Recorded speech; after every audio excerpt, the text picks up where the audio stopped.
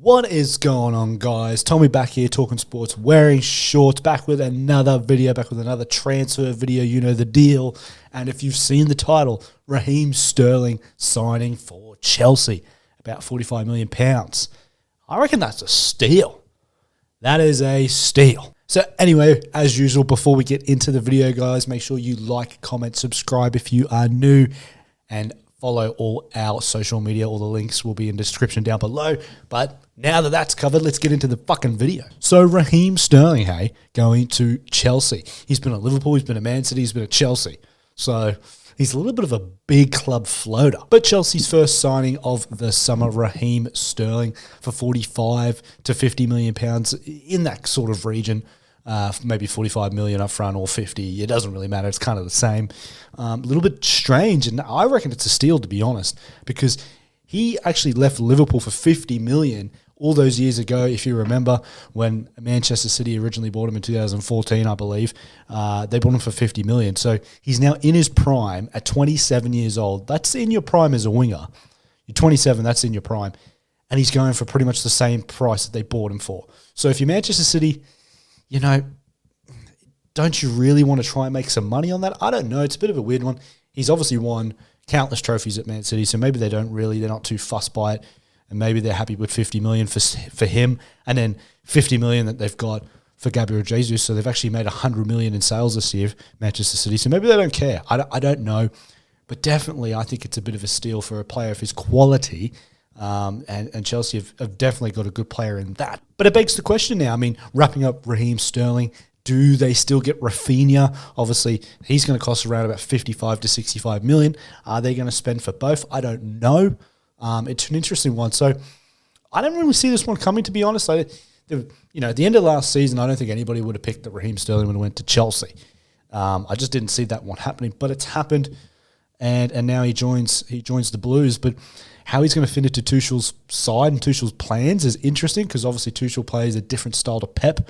Pep's more attacking, whereas Tuchel's more defensive.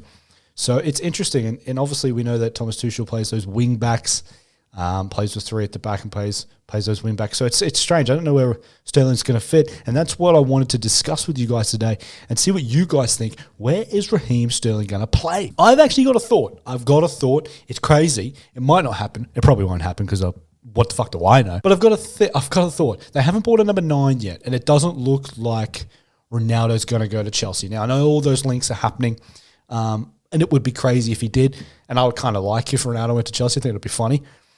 But I actually don't think that's going to happen. What I think you might see, I think you might see Sterling float through that number 9. You saw it a couple of times under Pep. Not all the time, but sometimes he played that false 9. He's not very good at it, in my opinion. I don't think he's an out-and-out finisher, and he doesn't really link up the play very well. Raheem Sterling is an out-and-out winger for me. He's got the pace in abundance, and he can dribble, and he can get past players. I don't see him as a number 9, but I'm just wondering if maybe Tuchel thinks, well, you know what? We can play him across that 3 and maybe drift them into the middle. I mean, look at Kai Havertz. He's playing as a false 9, and he's not really a false 9. He's a centre attacking midfielder, but they're being forced to play him there because Lukaku has been dog shit. Not to mention Timo Werner. So it's interesting. I mean, I don't know where they're going to play him. Let me know what you guys reckon. It's an interesting one. I don't know how he fits into that side, but obviously they're going to have to fit him in. When you pay that sort of money, you'd expect him to play. Now, I don't think the business is going to end for Chelsea. It looks like they're going back in for Nathan Ake from Manchester City as well. I think that they'll get that over the line. I don't think Manchester City have him in his plans. But so that'll be an interesting signing if they get that over the line. But then obviously there's a few players going out of the door. A couple players haven't turned up for their preseason camp, so make of that what you will. Brozier hasn't turned up. He's been linked with pretty much every club in England at the moment, Newcastle, West Ham, just to name a few. And obviously you've got the likes of N'Golo Kante and Ruben Loftus-Cheek also not turning up for the preseason tour. So it's a little strange. And Kante's a little weird one because his contract runs out next year. So are they looking to maybe move him on and try cash out while they can? Who knows? We obviously know that N'Golo Kante didn't have a great season last year, but I wouldn't have thought they would be trying to move him on, particularly because they haven't brought in any other midfielder. So that one doesn't really seem to make sense. Maybe he just isn't turning up right away. But usually, if you're not turning up for the preseason tour, you're going. Loftus-Cheek, I can understand that one if he's moving on.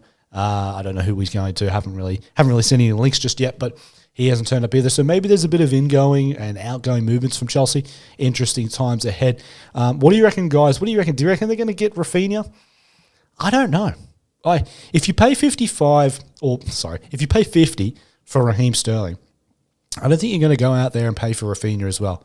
I just don't see it. I know they let Ziyech go, so obviously they've let one out to get another one in. But I don't know. I don't think Rafinha's going to be bought as well. Raheem Sterling is on $300,000 a week. Let's put that in perspective. Raheem Sterling is on $300,000 a week, and Mo Salah pretty much had to rip the arms off Liverpool and bend them over to get $350,000 a week, and he's arguably the best player in the world. So, Raheem Sterling's on $50,000 less than Mo Salah, and he's only scored 13 goals last year. And, I don't want to get into it because Sterling only played a handful of games last year. He didn't play game in, game out. We know that.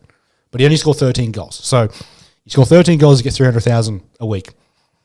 That's all you got to do. To score 13, you got $300,000. That's all you're going to know. But anyway, guys, just wanted to touch on Raheem Sterling joining Chelsea. I thought it was a big, big money move.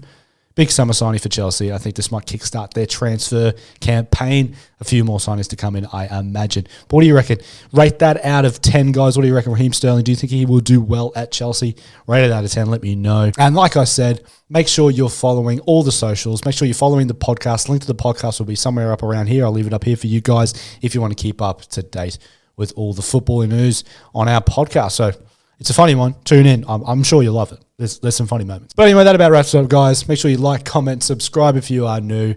And as usual, I'll see you on the next one. Peace out.